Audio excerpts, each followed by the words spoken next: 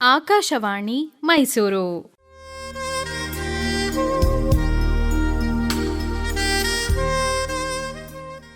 ಕೇಳುಗರಿಗೆಲ್ಲ ನಮಸ್ಕಾರ. ನಮ್ಮ ಆರೋಗ್ಯ ಕಾರ್ಯಕ್ರಮಕ್ಕೆ ಸ್ವಾಗತ. ಇಂದಿನ ಕಾರ್ಯಕ್ರಮದಲ್ಲಿ ನವಜಾತ ಶಿಶುಗಳ ಆರೈಕೆ ಈ ಕುರಿತು ಚನ್ನಪಟ್ಟಣದ ಚಾಮುಂಡೇಶ್ವರಿ ವೈದ್ಯಕೀಯ ಮಹಾವಿದ್ಯಾಲಯ ಹಾಗೂ ಆಸ್ಪತ್ರೆಯ ಮಕ್ಕಳ ವಿಭಾಗದ ಸಹಾಯಕ ಪ್ರಾಧ್ಯಾಪಕರಾದ ಡಾಕ್ಟರ್ ಪೂಜಿತಾ ಅವರೊಂದಿಗೆ ಮಾತುಕತೆ.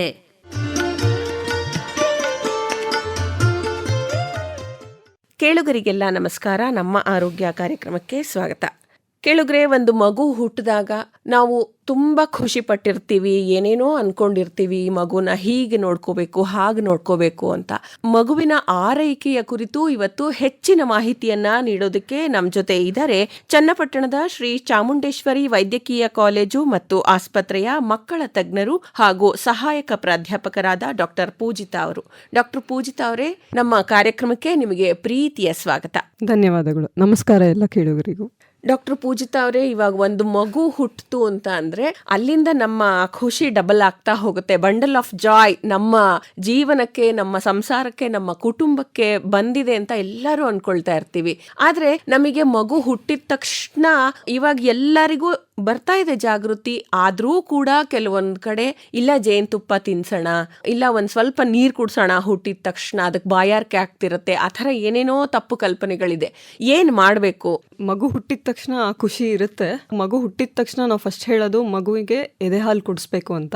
ಎದೆ ಹಾಲು ಬಿಟ್ಟು ಬೇರೆ ಏನನ್ನೂ ಕೊಡಬಾರ್ದು. ಅಂದ್ರೆ ಕೆಲವೊಬ್ಬರು ಜೇನುತುಪ್ಪ ಕೊಡ್ಬೇಕಂತ ಹೇಳ್ತಾರೆ, ಕೆಲವರು ಸಕ್ಕರೆ ನೀರು ಕೊಡಬೇಕು ಅಂತ ಹೇಳ್ತಾರೆ. ಅದರಿಂದ ಇನ್ಫೆಕ್ಷನ್ ಆಗುತ್ತೆ ಹೊರತು ಅದರಿಂದ ಒಳ್ಳೇದಂಥದ್ದೇನೂ ಆಗುವುದಿಲ್ಲ. ಸೊ ಹಾಗಾಗಿ ಮೊದಲ 6 ತಿಂಗಳು ಮಗುವಿಗೆ ಎದೆ ಹಾಲು ತುಂಬಾ ಮುಖ್ಯ. ಅದರಿಂದ ಮಗುವಿಗೆ ಎಷ್ಟು ರೋಗ ನಿರೋಧಕ ಶಕ್ತಿಗಳು ಬರುತ್ತದೆ. ಆಮೇಲೆ ಮಗು ಮತ್ತೆ ತಾಯಿಯ ಬಾಂಡಿಂಗ್ ಹೆಚ್ಚಾಗುತ್ತದೆ. ಮಗುವಿನ ಬೆಚ್ಚಗಿಟ್ಕೊಬೇಕು. ಕ್ಯಾಪ್, ಸಾಕ್ಸ್ ಮತ್ತೆ ಗ್ಲವ್ಸ್ ಎಲ್ಲ ಹಾಕಿ ಬೆಚ್ಚಗಿಟ್ಕೋಬೇಕು. ಚಳಿಗಾಲದಲ್ಲಿ ಸ್ವೆಟರ್ ಅವಶ್ಯಕತೆ ಬೀಳೋದಿಲ್ಲ. ಬಟ್ ಇದು ಸೆಕೆಗಾಲದಲ್ಲಿ ಆದಷ್ಟು ಒಂದು ರ್ಯಾಪ್ ಮಾಡಿ ಇಟ್ಕೊಂಡ್ರೆ ಅದು ಸಾಕಾಗ್ತದೆ. ತುಂಬಾ ಬೆಚ್ಚಗೆ ಇಟ್ಕೊಳ್ಳೋ ಅವಶ್ಯಕತೆ ಇರೋದಿಲ್ಲ. ಮತ್ತೆ ಇನ್ನೊಂದು ಏನು ಅಂತ ಅಂದ್ರೆ, ಸುಮಾರು ವರ್ಷಗಳಿಂದ ಅಭ್ಯಾಸದಲ್ಲಿರೋದು, ಮಗು ಹುಟ್ಟತ್ತೆ ಅಂತ ಅಂದ್ರೆ ಹಳೆ ಬಟ್ಟೆನ ಆಗ್ಲೇ ಕಲೆಕ್ಟ್ ಮಾಡಿಬಿಟ್ಟಿರ್ತಾರೆ. ಮಗುವಿಗೆ ಹುಟ್ಟಿದ ತಕ್ಷಣ ಮೊದಲು ಹಳೆ ಬಟ್ಟೆ ಹಾಕಬೇಕು ಅಥವಾ ಹಳೆ ಬಟ್ಟೆಯಲ್ಲಿ ಸುತ್ತಿ ತಗೊಂಡ್ ಬರ್ಬೇಕು ಅನ್ನೋದು, ಇದು ಎಷ್ಟು ಸರಿ? ಆ ಮಗುವಿಗೆ ಆ ಇನ್ಫೆಕ್ಷನ್ಸ್, ಆ ಬಟ್ಟೆಯಲ್ಲಿ ಏನಾದ್ರೂ ಕ್ರಿಮಿ ಕೀಟಗಳಿದ್ರೆ ಇನ್ಫೆಕ್ಷನ್ಸ್ ಆಗಲ್ವಾ? ಇವಾಗ ಬಟ್ಟೆ ಅಂತ ಅಂದ್ರೆ ನಾವು ಹೊಸ ಬಟ್ಟೆನೇ ತರಬೇಕಂತಿಲ್ಲ. ಬಟ್ಟೆನ ನೀಟಾಗಿ ಒಗೆದು, ತುಂಬಾ ಡಿಟರ್ಜೆಂಟ್, ಹಾರ್ಶ್ ಡಿಟರ್ಜೆಂಟ್ಸ್ ಏನು ಉಪಯೋಗಿಸ್ತೇನೆ, ನೀಟಾಗಿ ಬಟ್ಟೆ ಒಗೆದು ಅದನ್ನ ಉಪಯೋಗಿಸ್ತೀವಿ ಅಂದ್ರೆ ತೊಂದರೆ ಆಗೋದಿಲ್ಲ. ಮತ್ತೆ ಯೂಶಲಿ ಏನ್ ಹೇಳ್ತೀವಿ ಅಂತಂದ್ರೆ ಕಾಟನ್ ಕ್ಲಾತ್ ಮತ್ತೆ ಬಿಳಿ ಬಟ್ಟೆ, ಇದ್ರೊಳಗೆ ನಾವು ಮಗುನ ಸುತ್ತಿಡ್ಬೇಕಾಗ್ತದೆ. ಮತ್ತೆ ಕೆಲವರು ಈ ಬಟ್ಟೆ ನ್ಯಾಪಿಯನ್ನ ಯೂಸ್ ಮಾಡ್ತಾರೆ, ಕೆಲವರು ಅಂಗಡಿಯಲ್ಲಿ ಸಿಗುವಂಥ ನ್ಯಾಪಿಯನ್ನ ಯೂಸ್ ಮಾಡ್ತಾರೆ. ಇದರಿಂದ ರ್ಯಾಷಸ್ ಆಗ್ತಾ ಇರುತ್ತೆ ಆ ಮಗುವಿಗೆ. ಇದನ್ನ ಕರೆಕ್ಟ್. ಇವಾಗ ಆಚೆ ಹೋಗ್ತಿದ್ದಾರೆ, ಇವಾಗ ಎಲ್ಲೋ ಕನ್ಸಲ್ಟೇಷನ್ಗೆ ಹೋಗ್ತಿದ್ದಾರೆ, ಸ್ವಲ್ಪ ಟ್ರಾವೆಲ್ ಮಾಡ್ತಿದ್ದಾರೆ ಅಂತ ಅಂದರೆ ಡೈಪರ್ ಉಪಯೋಗ ಮಾಡಬಹುದು. ಆದರೆ ಮಗು ಮನೇಲಿದೆ ಅಂತ ಅಂದರೆ ನಾವು ಆದಷ್ಟು ನ್ಯಾಪ್ಕಿನ್ನ ಬಳಕೆ ಯೂಸ್ ಮಾಡ್ಲಿಕ್ಕೆ ಹೇಳ್ತೀವಿ. ಡೈಪರ್ ಯೂಸ್ ಮಾಡೋದ್ರಿಂದ ರ್ಯಾಷಸ್ ಆಗೋ ಚಾನ್ಸಸ್ ಜಾಸ್ತಿ ಇರುತ್ತೆ. ಅದನ್ನ ಹೇಗೆ ತಡೆಗಟ್ಬೋದು ಅಂತಂದರೆ ಕ್ರೀಮ್ಗಳನ್ನ ಹಚ್ಕೋಬಹುದು. ಮತ್ತೆ ಡೈಪರ್ನ ನಾವು ಅಟ್ಲೀಸ್ಟ್ ಒಂದು 3 to 4 hours ಒನ್ಸ್ ಡೈಪರ್ನ ಚೇಂಜ್ ಮಾಡ್ತಾ ಇರ್ಬೇಕು. ಯಾಕಂದ್ರೆ ಜಾಸ್ತಿ ಸೋಕ್ ಆದಷ್ಟು ಅಲ್ಲೇ ಇನ್ಫೆಕ್ಷನ್ ಆಗೋದು, ಅಲ್ಲೇ ಸ್ಕಿನ್ನಿಗೆ ಇರಿಟೇಷನ್ ಆಗೋ ಚಾನ್ಸಸ್ ಜಾಸ್ತಿ ಇರ್ತದೆ. ಸೊ ನೀವು ಡೈಪರ್ ಯೂಸ್ ಮಾಡ್ತಿದ್ರು ಅಟ್ಲೀಸ್ಟ್ 3 to 4 hours ಒನ್ಸ್ ಅದನ್ನ ನಾವು ಚೇಂಜ್ ಮಾಡ್ಕೊಬೇಕು. ಆದಷ್ಟು ನ್ಯಾಪ್ಕಿನ್ಸ್ ನಾವೇನು ಹೊರಗಡೆ ಸಿಗ್ತದೆ ಅದರಿಂದ ವೈಪ್ಸ್ ಅಂತ ಏನ್ ಹೇಳ್ತೀವಿ, ಅದನ್ನ ಯೂಸ್ ಮಾಡ್ದೇನೆ ಕಾಟನ್ ಬಟ್ಟೆನಲ್ಲಿ ವೈಪ್ ಮಾಡ್ಕೊಳ್ಳೋದು ಉತ್ತಮ. ಅಂದ್ರೆ ನಾವು ವೆಟ್ ವೈಪ್ಸ್ ಕರೆಕ್ಟ್. ಅದನ್ನ ಅದ್ರೊಳಗೆ ಕೆಮಿಕಲ್ಸ್ ಇರುತ್ತೆ. ಕೆಲವೊಂದು ಮಕ್ಕಳಿಗೆ ಅದರಿಂದ ಇರಿಟೇಷನ್ ಆಗಿ ಸ್ಕಿನ್ ಪೀಲ್ ಆಗುತ್ತೆ, ಸ್ಕಿನ್ ರ್ಯಾಷಸ್ ಎಲ್ಲ ಆಗ್ತದೆ. ಸೊ ಆಲ್ವೇಸ್ ನಾವು ಕಾಟನ್ ಕ್ಲಾತ್ ಅದನ್ನ ಬೆಚ್ಚಗಿನ ನೀರಲ್ಲಿ ವೆಟ್ ಮಾಡಿ ವೈಪ್ ಮಾಡ್ಕೊಂಡ್ರೆ ಉಚಿತ. ಮತ್ತೆ ಈ ಎಣ್ಣೆ ಹಾಕಿ ಮಸಾಜ್ ಮಾಡೋದು, ಹರಳೆಣ್ಣೆ ಹಾಕಿ ಮಸಾಜ್ ಮಾಡೋದು, ತುಂಬಾ ಬಿಸಿ ನೀರಿನಲ್ಲಿ ಸ್ನಾನ ಮಾಡಿಸೋದು, ಇದ್ರ ಬಗ್ಗೆ? ಬಿಸಿ ನೀರು, ಉಗುರು ಬೆಚ್ಚಗಿನ ನೀರು ಸ್ವಲ್ಪ ಬಿಸಿ ಇದ್ರೆ ನಡೆಯುತ್ತೆ. ತುಂಬಾ ಬಿಸಿ ನೀರು, ಯಾಕೆಂದ್ರೆ ಎಳೆ ಮಗುವಿನ ಚರ್ಮ ತುಂಬಾ ಸೂಕ್ಷ್ಮವಾಗಿರುತ್ತೆ. ಹಾಗಾಗಿ ನಾವು ಆದಷ್ಟು ತುಂಬಾ ಬಿಸಿ ನೀರನ್ನ ಹಾಕಬಾರ್ದು. ನಮ್ಮ ಕೈ ಬೆರಳಿಗೆ ಸುಡಬಾರ್ದು. ಅದು ನಾವು ಮುಟ್ಟಿ ನೋಡಿ ಅದ ನಂತರ ಮಗುವಿಗೆ ಹಾಕಬೇಕು. ಆಮೇಲೆ ನೀವು ಇನ್ನೊಂದು ಕೇಳಿದೇನಂತಂದ್ರೆ ಎಣ್ಣೆ ಮಾಲಿಶ್ ಮಾಡೋದು ತುಂಬಾ ಒಳ್ಳೇದು. ಯೂಶಲಿ ಮಗುಗೆ ಒಂದು 3 to 4 ವೀಕ್ಸ್ ಆದ ನಂತರ ಒಂದು ಮಗು ಒಂದು 3 kg ಬಂದಿದೆ ಅಂತ ನಂತರ ನಾವು ಮಾಲಿಶ್ನ ಸ್ಟಾರ್ಟ್ ಮಾಡ್ಬೋದು. ಅದರಿಂದ ರಕ್ತ ಸಂಚಾರ ಚೆನ್ನಾಗಾಗ್ತದೆ, ಮಗುವಿನ ಬೆಳವಣಿಗೆ ಚೆನ್ನಾಗಾಗ್ತದೆ, ಮಗುಗೆ ರಿಲ್ಯಾಕ್ಸೇಷನ್ ಫೀಲ್ ಬರುತ್ತೆ. ಆಮೇಲೆ ನಾವು ಎಣ್ಣೆ ಯಾವ್ದನ್ನ ಉಪಯೋಗಿಸ್ಬೇಕು ಅಂತ ನೀವು ಕೇಳಿದ್ರೆ ಆಲಿವ್ ಆಯಿಲ್ ಏನ್ ಹೇಳ್ತೀವಿ ಅಥವಾ ಶುದ್ಧ ಕೊಬ್ಬರಿ ಎಣ್ಣೆ, ಇದರಿಂದ ಮಾಲಿಶ್ ಮಾಡಿದ್ರೆ ಸಾಕು. ಈ ಮಸ್ಟರ್ಡ್ ಆಯಿಲ್, ಹರಳೆಣ್ಣೆ ಎಲ್ಲ ಉಪಯೋಗಿಸಿದ್ರೆ ಆ ಚರ್ಮಕ್ಕೆ ಇನ್ನ ಇರಿಟೇಷನ್ ಆಗ್ತದೆ, ರ್ಯಾಷಸ್ ಆಗೋದು ಅಂತವೆಲ್ಲ ಜಾಸ್ತಿ ಆಗ್ತದೆ.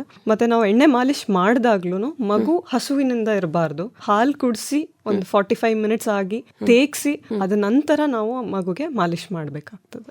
ಮತ್ತೆ ಈಗ ಸ್ನಾನ ಅದರ ನಂತರ ಬರೋದಾದ್ರೆ ಇವಾಗ ಸಾಂಬ್ರಾಣಿ ಹೊಗೆ ಕೊಡೋದು, ಅದರಿಂದ ಉಸಿರಾಟದ ಸಮಸ್ಯೆ ಎಲ್ಲ ಬರುತ್ತೆ. ಹೌದು, ಇವಾಗ ನಾವು ಅದು ಆಗಿನ ಕಾಲದಲ್ಲೆಲ್ಲ ಸಾಂಬ್ರಾಣಿ ಉಪಯೋಗಿಸೋದು. ಅದರಿಂದ ಮತ್ತೆ ಇನ್ನೊಂದೇನು ಅಂತ ಅಂದ್ರೆ ಎಲ್ಲರೂ ಉಪಯೋಗಿಸ್ತಿರೋದು ಪೌಡರ್. ಎಲ್ಲಾ ಮಗುಗೂ ಕ್ರೀಮ್ ಹಚ್ಬಿಟ್ಟು ಅದ ಮೇಲೆ ಪೌಡರ್ ಹಾಕ್ತಾರೆ. ಇವಾಗಿನ ಅಲರ್ಜಿ, ಆಸ್ತಮಾ ಅದೆಲ್ಲ ತುಂಬಾ ಜಾಸ್ತಿ ಆಗ್ತಾ ಇದೆ. ಸೊ ಅದಕ್ಕೆ ಮೇನ್ ಕಾರಣ ಚಿಕ್ಕ ವಯಸ್ಸಲ್ಲೇ ಅವರು ಎಕ್ಸ್ಪೋಜರ್ ಆಗ್ತಿರೋದು. ಸೊ ಅಂತ ಮಕ್ಕಳು ಮುಂದೆ 1 ವರ್ಷ ಆಗೋದ್ರೊಳಗೆ ಉಸಿರಾಟದ ತೊಂದರೆ ಅಂತ ಬರೋ ಚಾನ್ಸಸ್ ಜಾಸ್ತಿ ಇರುತ್ತೆ. ಸೊ ನಾವು ಮಕ್ಕಳಿಗೆ ಆದಷ್ಟು ಪೌಡರ್ ಅನ್ನ ಉಪಯೋಗಿಸಲೇಬಾರ್ದು ಅಂತ ಹೇಳ್ತೀವಿ.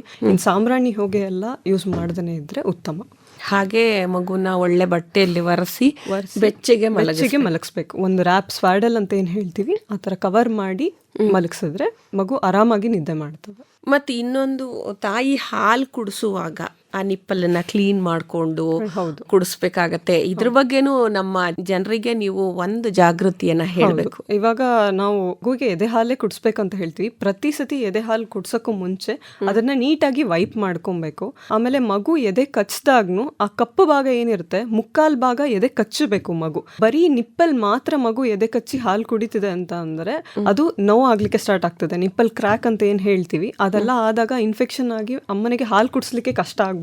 ಕೆಲವೊಂದ್ ಬಾರಿ ಏನಾಗ್ತದೆ ಅಂದ್ರೆ ತಾಯಂದಿರು ಹಾಲು ಕುಡಿಸೋದನ್ನ ನಿಲ್ಸ್ಬಿಡ್ತಾರೆ, ಯಾಕಂದ್ರೆ ಆ ಪೇನ್ ಅಷ್ಟೊಂದು ಆಗ್ತಿರುತ್ತೆ ಅವರಿಗೆ. ಸೊ ಯಾವಾಗ್ಲೂ ಹಾಲು ಕುಡಿಸ್ಬೇಕಾದ್ರೆ ನೀಟಾಗಿ ವೈಪ್ ಮಾಡ್ಕೊಂಡು ಎದೆ ಕಚ್ಚಿಸ್ಬೇಕಾದ್ರೆ ಫಸ್ಟ್ ಅಮ್ಮ ಕಂಫರ್ಟಬಲ್ ಪೊಸಿಷನ್ ಅಲ್ಲಿ ಕೂತ್ಕೊಂಡು ಮಗುನು ಕಂಫರ್ಟಬಲ್ ಪೊಸಿಷನ್ ಅಲ್ಲಿ ಇಟ್ಕೊಂಡು ಎದೆ ಹಾಲನ್ನ ಕುಡಿಸ್ಬೇಕಾಗ್ತದೆ. ಆಮೇಲೆ ಮಲ್ಕೊಂಡು, ಇವಾಗ ರಾತ್ರಿ ಹೊತ್ತು ಹಾಲು ಉಣಿಸ್ಬೇಕಾದ್ರೆ ಮಲ್ಕೊಂಡು ಹಾಗೆ ಹಾಲು ಕುಡಿಸೋದು ತಪ್ಪು ಅನ್ಕೊಳ್ತೀನಿ. ಹೌದು, ಅಂದ್ರೆ ಸ್ಟ್ರೈಟ್ ಆಗಿ ಫ್ಲಾಟ್ ಆಗಿ ಮಲಗಿಸೋದ್ರಿಂದ ಅದು ನೆತ್ತಿಗೆ ಇರೋ ಚಾನ್ಸಸ್ ಇರುತ್ತೆ.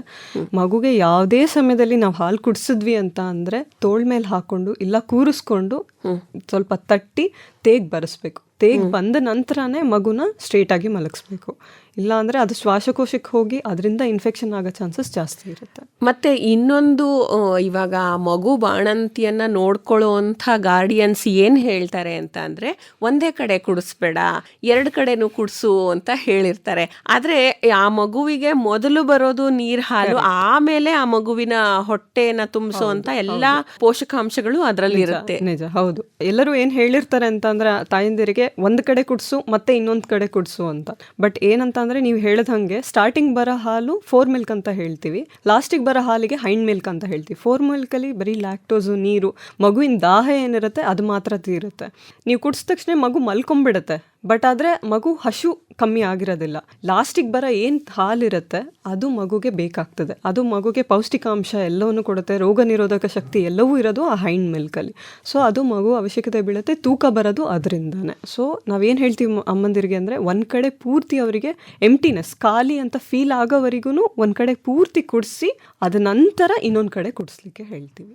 ಮತ್ತೆ ಇದ್ರ ಜೊತೆಗೆ ನಾವು ಇನ್ನೊಂದು ಹೇಳಬೇಕು ಅಂತ ಅಂದ್ರೆ, ಹುಟ್ಟಿದ 3 ದಿನಗಳಲ್ಲಿ ತಾಯಿಗೆ ಗಿಣ್ಣು ಹಾಲು ಬರ್ತಿರುತ್ತೆ. ಅದನ್ನ ಎಷ್ಟೋ ಜನ ಕರೆದು ಆಚೆಗೆ ಹಾಕ್ಬಿಡ್ಬೇಕು, ಅದನ್ನ ಕುಡಿಸ್ಬಾರ್ದು ಅನ್ನೋ ತಪ್ಪು ಕಲ್ಪನೆ ಕೂಡ ಇದೆ. ಹೌದು, ಅದು ಕೊಲೆಸ್ಟ್ರಾಮ್ ಅಂತ ಹೇಳ್ತೀವಿ. ಅದು ಬರೋದು ಸ್ಟಾರ್ಟಿಂಗ್ ಅಲ್ಲಿ ಕೆಲವೊಂದು ಡ್ರಾಪ್ಸ್ ಇರುತ್ತೆ. ಬಟ್ ಆದ್ರೆ ಅದನ್ನ ಕೊಡೋದ್ರಿಂದಾನೇ ಮಗುಗೆ ಇಮ್ಯುನಿಟಿ ಚೆನ್ನಾಗಿ ಬರುತ್ತೆ.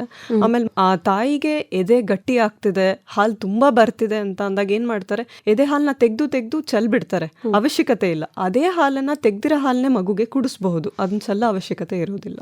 ಮತ್ತೆ ಇನ್ನೊಂದು ಹೇಳಬೇಕು ಅಂತ ಅಂದ್ರೆ, ಹಾಲು ಕುಡಿಸಿದ ನಂತರ ಅದನ್ನ ತೇಗ್ಸೋದು ಎಷ್ಟು ಮುಖ್ಯ ಆಗತ್ತೆ ಅಂತ. ಆದ್ರೆ ಎಷ್ಟೋ ಜನ ತೇಗ್ಸೋದೇ ಇಲ್ಲ, ಅಲ್ಲೇ ಮಗು ಮಲಗಿರತ್ತೆ, ಹಾಗೆ ಮಲಗಿಸ್ಬಿಟ್ಟಿರ್ತಾರೆ, ಅದು ಕಕ್ಕೊಳ್ಳುತ್ತೆ. ಹೌದು, ಏನಂತ ಅಂದ್ರೆ ಮಗು ಹಾಲು ಕುಡಿಬೇಕಾದ್ರೆ ಹಾಲನ್ನ ತಗೋದ್ರ ಜೊತೆಗೇನೆ ಗಾಳಿನೂ ನುಂಗ್ಕೊಂಡಿರುತ್ತೆ. ಸೊ ಅದರಿಂದ ಗಾಳಿನೂ ನುಂಗ್ಕೊಂಡಾಗ ನಾವು ತಟ್ಟಿದಾಗ ಆ ಗಾಳಿ ಸ್ವಲ್ಪ ಆಚೆ ಬರುತ್ತೆ. ಸೊ ಅವಾಗ ಮಗುಗೆ ಕಂಫರ್ಟಬಲ್ ಆಗಿ ಮಲ್ಕೊಳ್ಳುತ್ತೆ. ಒಂದು ಏನಾಗ್ತದೆ ಅಂದ್ರೆ, ಹಾಲು ಹಾಗೆ ಇದ್ರೆ ಅದು ಪೊರೆ ಇರುತ್ತೆ ಅಂತ ಹೇಳ್ತೀವಿ, ಲಂಗ್ ಇನ್ಫೆಕ್ಷನ್ಸ್ ಎಲ್ಲ ಆಗೋ ಚಾನ್ಸಸ್ ಒಂದಿರುತ್ತೆ. ಇನ್ನೊಂದು, ಮಗುಗೆ ಸಂಜೆ ಆದ ತಕ್ಷಣ ಈವ್ನಿಂಗ್ ಕೋಲಿಕ್ ಅಂತ ಏನು ಹೇಳ್ತೀವಿ, ಅದು ಈ ಕಾರಣದಿಂದನೂ ಆಗ್ತದೆ. ಮಗುನ ಹೊಟ್ಟೆ ಒಳಗಡೆ ಇನ್ನ ಗಾಳಿ ಇದ್ದು ಆ ಇರಿಟೇಷನ್ಗೆ ಗ್ಯಾಸ್ ಪಾಸ್ ಮಾಡ್ಲಿಕ್ಕೆ ಆಗದೇನೆ ಕೂಡ ಮಗು ಕಿರಿಕಿರಿ ಮಾಡೋ ಚಾನ್ಸಸ್ ಕೂಡ ಇರ್ತದೆ. ಮಗು ಕಿರಿಕಿರಿ ಮಾಡೋದು ಅಂತ ಹೇಳಿದ್ರಿ, ತುಂಬಾ ಚಂಡಿ ಮಾಡ್ತಿರುತ್ತೆ, ಏನೇನೋ ಮಾಡ್ತಾರೆ ಮನೆಯಲ್ಲಿ, ದೃಷ್ಟಿ ತೆಗಿತಾರೆ, ಇನ್ನೇನೋ ಮಾಡ್ತಾರೆ, ಆದ್ರೂ ಅದು ಸಮಾಧಾನ ಆಗಿರಲ್ಲ. ಅದಕ್ಕೆ ಏನ್ ಮಾಡ್ಬೇಕು ಡಾಕ್ಟ್ರೆ? ಅದೇ ನಾವು ಯೂಶಲಿ ಅದು ಮಗು ಎದೆ ಹಾಲು ಕುಡಿದ್ರು ಹಾಗೆ, ಅಥವಾ ಫಾರ್ಮುಲಾ ಏನಾದರೂ ಹಾಕ್ತಿದ್ದಾರೆ ಅಂತಂದ್ರೂ ಹಾಗೆ, ಅದು ಈವ್ನಿಂಗ್ ಕೋಲಿಕ್ ಅಂತ ಹೇಳ್ತೀವಿ. ಮಗು ಕರಳುಗಳೆಲ್ಲ ಸ್ವಲ್ಪ ಹಿಡ್ದಂಗೆ ಆಗ್ತದೆ, ಅದರಿಂದ ಮಗು ಅಳುತ್ತೆ. ಯೂಶಲಿ ಒಂದು 3 ವೀಕ್ಸಿಂದ ಸ್ಟಾರ್ಟ್ ಆಗುತ್ತೆ, ಒಂದು 2 to 3 months ತನಕ ಹಾಗೆ ಇರುತ್ತೆ. ಆವಾಗ ಮಗು ಚಂಡಿ ಮಾಡುತ್ತೆ, ಕಾಲು ಮಡ್ಸುತ್ತೆ, ಹೊಟ್ಟೆ ಹಿಡ್ಕೊಳ್ಳುತ್ತೆ, ಮುಖ ಎಲ್ಲ ಕೆಂಪಂಗೆ ಮಾಡ್ಕೊಂಡು ಅಳುತ್ತೆ.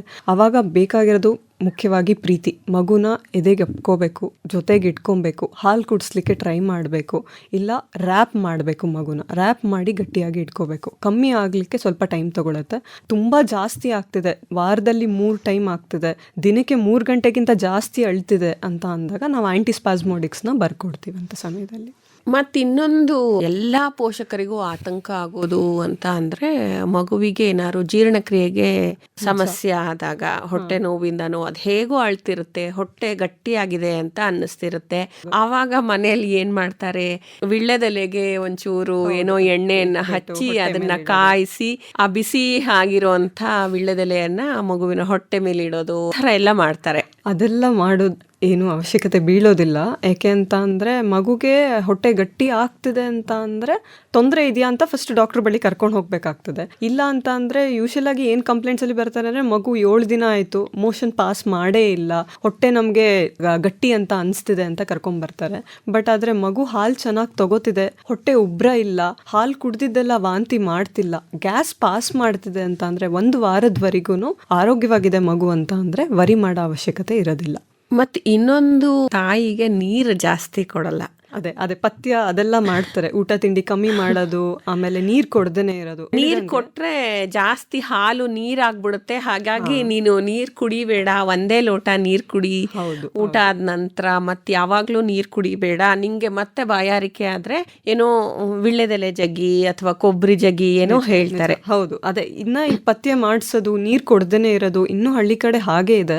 ಬಟ್ ಆದ್ರೆ ತಾಯಿಗೆ ಇಲ್ಲ ಅಂದ್ರೂ 3.5 ಲೀಟರ್ ಅಷ್ಟು ನೀರ್ ತಗೋಬೇಕು ಪ್ರತಿ ಸತಿ. ತಾಯಿ ಎದೆ ಹಾಲು ಕುಡ್ಸೋಕ್ಕೂ ಮುಂಚೆ, ಎದೆ ಹಾಲು ಕುಡಿಸಿದ ನಂತರ ಅಟ್ಲೀಸ್ಟ್ ನೀರ್ ಕುಡಿಲೇಬೇಕಾಗ್ತದೆ. 1-2 ಗ್ಲಾಸ್ ಆದ್ರೂ ನೀರ್ ತಗೊಂಡ್ರೆ ಅಮ್ಮನಿಗೆ ಸುಸ್ತಾಗೋದಿಲ್ಲ. ಅಮ್ಮನಿಗೆ ಸುಸ್ತಾಗ್ತದೆ ಅಂತ ಅಂದಾಗ ಹಾಲು ಕುಡ್ಸೋದು ಕಮ್ಮಿ ಆಗುತ್ತೆ, ಹಾಲು ಬರೋದು ಕಮ್ಮಿ ಆಗುತ್ತೆ, ಅದು ಮಗುವಿನ ಮೇಲೆ ಪರಿಣಾಮ ಬೀಳ್ತಾ ಹೋಗ್ತದೆ. ಮತ್ತೆ ಈಗ ಮಗು ಹುಟ್ಟಿದ ನಂತರ ನೀವು ಡಿಸ್ಚಾರ್ಜ್ ಮಾಡ್ತೀರಾ, 3 ದಿವಸಕ್ಕೆ ಅಥವಾ 5 ದಿವಸಕ್ಕೆ ಹೇಗೋ ಡಿಸ್ಚಾರ್ಜ್ ಮಾಡ್ತೀರಾ. ಆ ನಂತರ ಮತ್ತೆ ಫಾಲೋ ಅಪ್ಪಿಗೆ ಯಾವಾಗ ಬರಬೇಕಾಗುತ್ತೆ? ಮೊದಲ ಫಾಲೋ ಅಪ್ಪಿಗೆ ಇವಾಗ ಮಗು ಟರ್ಮ್ ಅಂತ ಏನು ಹೇಳ್ತೀವಿ, 37 ವಾರಗಳನ್ನ ಕಂಪ್ಲೀಟ್ ಮಾಡಿ ಹುಟ್ಟಿದ ಮಕ್ಕಳಿಗೆ ಟರ್ಮ್ ಬೇಬೀಸ್ ಅಂತ ಕರಿತೀವಿ. ಅವರು ತೂಕ ಬಂದಿದ್ದಾರೆ ಹಾಸ್ಪಿಟಲ್ ಇರಬೇಕಾದ್ರೆ ಯೂಶಲಿ ಫಸ್ಟ್ 7 days ಒಳಗಡೆ ಮಗು ಹುಟ್ಟಿದ ತೂಕನ ಗೇನ್ ಮಾಡ್ಕೊಳ್ಳುತ್ತೆ. ಅದನ್ನು ನೋಡಿಕೊಂಡು ನಾವು ಇಷ್ಟು ದಿನಕ್ಕೆ ವಾಪಸ್ ಬನ್ನಿ ಅಂತ ಹೇಳಿರ್ತೀವಿ. ಅದನ್ನು ನೋಡಿಕೊಂಡು ಯೂಶಲಿ ವೆಯ್ಟ್ ಗೇನ್ ಬಂದಿರೋ ಮಕ್ಕಳಿಗೆ 1 ವಾರಕ್ಕೆ ಬರೋಕ್ಕೆ ಹೇಳ್ತೀವಿ. ಅಥವಾ ನಮಗೇನಾದರೂ ನೋಡೋಕ್ಕೆ ಕಾಮಾಲೆ ಜಾಸ್ತಿ ಇತ್ತು ಅಂತ ಅಂದರೆ ವಿತಿನ್ 3 days ಬರೋಕ್ಕೆ ಹೇಳಿರ್ತೀವಿ. ಬಂದಾಗ ತೂಕ ಎಷ್ಟಾಗಿದೆ, ಎಷ್ಟು ಇನ್ಕ್ರೀಸ್ ಆಗಿದೆ, ನಾನು ನಿಮಗೆ ಆಗಲೇ ಹೇಳ್ದಂಗೆ 20 to 30 grams per day. So ಅದನ್ನು ನೋಡಿಕೊಂಡು ಅಷ್ಟು ದಿನಕ್ಕೆ ಅಷ್ಟು ವೆಯ್ಟ್ ಗೇನ್ ಆಗಿದೆಯಾ, ಮತ್ತು ಯೂರಿನ್ ಹೇಗೆ ಹೋಗ್ತಿದೆ, ಮತ್ತು ಏನಾದರೂ ಆ ಹೊಕ್ಕಳ ಬಳ್ಳಿ ಸುತ್ತ ಏನಾದರೂ ಡಿಸ್ಚಾರ್ಜ್ ಬರ್ತಿದೆಯಾ, ಅದರ ಸ್ಕಿನ್ ಹೇಗಿದೆ, ಅದೆಲ್ಲವನ್ನು ಪರೀಕ್ಷೆ ಮಾಡ್ತೀವಿ. ಮತ್ತು ತಲೆ ಸುತ್ತಳತೆ ತಗೋತೀವಿ, ಪಾಪ ಉದ್ದ ಎಷ್ಟಿದೆ ಅಂತ ನೋಡ್ಕೊತೀವಿ, ತೂಕ ಹಾಕೋತೀವಿ. ಪ್ರತಿ ಸತಿ ವ್ಯಾಕ್ಸಿನೇಷನ್ ವಿಸಿಟಿಗೆ ಬಂದಾಗ್ಲೂ ಅದನ್ನು ನಾವು ಪರೀಕ್ಷೆ ಮಾಡ್ಕೊತೀವಿ. ಡಾಕ್ಟರ್ ಪೂಜಿತಾ ಅವರೇ, ಈ ಆಗಸ್ಟ್ ಮೊದಲ ವಾರವನ್ನು ನಾವು ಸ್ತನ್ಯಪಾನ ಸಪ್ತಾಹ ಅಂತ ಆಚರಣೆ ಮಾಡ್ತೀವಿ. ಈ ನವಜಾತ ಶಿಶುಗಳಿಗೆ ಸ್ತನ್ಯಪಾನವೇ ಪ್ರಮುಖವಾದದ್ದು, ಇದ್ರ ಬಗ್ಗೆ ಹೇಳಿ. ಹೌದು, ನಾವು ಆಗಸ್ಟ್ 1st ವೀಕ್ನ ವರ್ಲ್ಡ್ ಬ್ರೆಸ್ಟ್ ಫೀಡಿಂಗ್ ವೀಕ್ ಅಂತ ಸೆಲೆಬ್ರೇಟ್ ಮಾಡ್ತೀವಿ. ಅದರೊಳಗೆ ಹೇಗೆ ಅಂತಂದರೆ, ತಾಯಿ ಹಾಲು ಮಗುವಿಗೆ ಎಷ್ಟು ಇಂಪಾರ್ಟೆನ್ಸ್ ಅನ್ನೋದನ್ನ ಎಲ್ಲರಿಗೂ ತಿಳಿಸ್ಕೊಡ್ತೀವಿ. ಕೆಲವೊಂದು ಪ್ರೋಗ್ರಾಮ್ಸ್ಗಳನ್ನ ಕಂಡಕ್ಟ್ ಮಾಡ್ತೀವಿ. ತಾಯಿ ಹಾಲು ಕುಡಿಸೋದು ಎಷ್ಟು ಇಂಪಾರ್ಟೆಂಟು, ಜನಗಳು ಅವರಿಗೆ ಸಪೋರ್ಟ್ ಮಾಡೋದು ತುಂಬ ಇಂಪಾರ್ಟೆಂಟ್ ಆಗ್ತದೆ. ಮನೆಯಲ್ಲಾಗಲಿ ಪಬ್ಲಿಕಲ್ಲಾಗಲಿ, ಮನೆಯಲ್ಲಿ ಗಂಡನಾಗಿ ಅವರ ಕರ್ತವ್ಯ ಮಾಡಬೇಕಾಗ್ತದೆ, ತಾಯಿಯಾಗಿ ಅವ್ರ ಕರ್ತವ್ಯ ಮಾಡಬೇಕಾಗ್ತದೆ. ಪಬ್ಲಿಕಲ್ಲಿ ಇವಾಗ ಎಲ್ಲಾದರೂ ಹಾಲು ಕುಡಿಸ್ಬೇಕು ಅಂತ ಅಂದ್ರೆ ಅದಕ್ಕೆ ಬೇಕಾದ ವಾತಾವರಣ ಕ್ರಿಯೇಟ್ ಮಾಡಿಕೊಡೋದು ನಮ್ಮ ಕೈನಲ್ಲಿರುತ್ತೆ. ಸೊ ಇದನ್ನೆಲ್ಲದರದ್ದು ಅವೇರ್ನೆಸ್ ಕ್ರಿಯೇಟ್ ಮಾಡಲಿಕ್ಕೆ ಆಗಸ್ಟ್ 1st ವೀಕಲ್ಲಿ ವರ್ಲ್ಡ್ ಬ್ರೆಸ್ಟ್ ಫೀಡಿಂಗ್ ವೀಕ್ ಅಂತ ಸೆಲೆಬ್ರೇಟ್ ಮಾಡ್ತೀವಿ. ಮಗುವಿನ ಆರೈಕೆ ಬಗ್ಗೆ ನಮಗೆ ತುಂಬ ಚೆನ್ನಾಗಿ ತಿಳಿಸ್ಕೊಟ್ರಿ. ನಾವು ಯಾವಾಗ ಯಾಕೋ ಸರಿ ಹೋಗ್ತಿಲ್ಲ ಇದು, ಮಗುವಿನ ಡಾಕ್ಟ್ರ್ ಹತ್ರ ಈಗಲೇ ಕರ್ಕೊಂಡು ಹೋಗಬೇಕಾಗಿದೆ ಅಂತ ನಾವು ಯಾವಾಗ ಅನ್ಕೋಬೇಕು ಡಾಕ್ಟ್ರೆ? ಇದು ಮಗು ಇವಾಗ ಹಾಲು ಕುಡಿತಿದ್ದು ಚೆನ್ನಾಗಿ ಹಾಲು ಕುಡಿತಿಲ್ಲ, ಎದೆ ಕಚ್ತಿಲ್ಲ, ಅಥವಾ ಯೂರಿನ್ ನಾನೇನು ಹೇಳಿದೆ ಅಟ್ಲೀಸ್ಟ್ 7-8 ಬಾರಿ ಪಾಸ್ ಮಾಡಬೇಕು ಅಂತ, ಅಷ್ಟು ಪಾಸ್ ಮಾಡ್ತಿಲ್ಲ, ತುಂಬ ಡಲ್ ಆಗಿದೆ, ತುಂಬ ಮಲ್ಕೊಂಡೇ ಇದೆ, ನಾರ್ಮಲಾಗಿ ಮಲ್ಗೋಕ್ಕಿಂತ ಜಾಸ್ತಿ ಮಲ್ಕೊತಾ ಇದೆ ಮಗು, ಮೈಯಲ್ಲಿ ಏನಾದರೂ ರ್ಯಾಷಸ್ ಬರ್ತಾ ಇದೆ, ಟೆಂಪರೇಚರ್ ಏನಾದರೂ ಇನ್ಕ್ರೀಸ್ ಆಗ್ತಾ ಇದೆ, ತುಂಬ ವಾಂತಿ ಮಾಡ್ತಾ ಇದೆ, ಕುಡಿದಿದ್ದ ಹಾಲು ಅಷ್ಟು ಆಚೆ ತೆಗಿತಾ ಇದೆ, ಅಥವಾ ಹಳದಿ ಬಣ್ಣ ಕಾಮಾಲೆ ಏನಾದರೂ ಜಾಸ್ತಿ ಅನಿಸ್ತಾ ಇದೆ ಅವರಿಗೆ, ಫಿಟ್ಸ್ ಸೀಶಸ್ ಅಂತ ಏನು ಹೇಳ್ತೀವಿ ಅದು ಏನಾದರೂ ಬರ್ತಿದೆ ಅಂತ ತಾಯಿಗೆ ಅಥವಾ ಮನೆಯವ್ರಿಗೆ ಏನಾದರೂ ಅನಿಸಿದ್ರೆ, ಉಸಿರಾಟ ಜಾಸ್ತಿ ಆಗಿದೆ, ಪಕ್ಕೆ ಎಳ್ತಾ ಬರ್ತಿದೆ ಅಂತ ಇದರೊಳಗೆ ಯಾವುದೇ ಲಕ್ಷಣಗಳು ಕಂಡು ಬಂದ್ರೂ ಕರ್ಕೊಂಬರ್ಬೇಕಾಗುತ್ತೆ ಆಸ್ಪತ್ರೆಗೆ. ಧನ್ಯವಾದಗಳು ಡಾಕ್ಟರ್ ಪೂಜಿತಾ ಅವರೇ. ಇದುವರೆಗೂ ನವಜಾತ ಶಿಶುವಿನ ಆರೈಕೆಯನ್ನು ಹೇಗೆ ಮಾಡಬೇಕು, ಏನೇನು ಮಾಡಬಾರ್ದು ಅನ್ನೋ ಬಗ್ಗೆ ನಮಗೆ ತುಂಬ ವಿವರವಾಗಿ ತಿಳಿಸ್ಕೊಟ್ಟಿದ್ರೆ. ಇದಕ್ಕಾಗಿ ನಿಮಗೆ ಆಕಾಶವಾಣಿಯ ಪರವಾಗಿ ಧನ್ಯವಾದಗಳು. ನಮಸ್ಕಾರ. ಧನ್ಯವಾದಗಳು. ನಮಸ್ಕಾರ. ಇದುವರೆಗೂ ನವಜಾತ ಶಿಶುಗಳ ಆರೈಕೆ ಈ ಕುರಿತು ಚನ್ನಪಟ್ಟಣದ ಚಾಮುಂಡೇಶ್ವರಿ ವೈದ್ಯಕೀಯ ಮಹಾವಿದ್ಯಾಲಯ ಹಾಗೂ ಆಸ್ಪತ್ರೆಯ ಮಕ್ಕಳ ವಿಭಾಗದ ಸಹಾಯಕ ಪ್ರಾಧ್ಯಾಪಕರಾದ ಡಾಕ್ಟರ್ ಪೂಜಿತಾ ಅವರೊಂದಿಗೆ ಮಾತುಕತೆ ಕೇಳಿದಿರಿ. ಇವರೊಂದಿಗೆ ಭಾಗವಹಿಸಿದವರು ತೇಜಸ್ವಿನಿ ಗಿರೀಶ್. ಈ ಕಾರ್ಯಕ್ರಮ ಆಕಾಶವಾಣಿ ಮೈಸೂರು ಕೇಂದ್ರದಿಂದ ಮೂಡಿಬಂತು.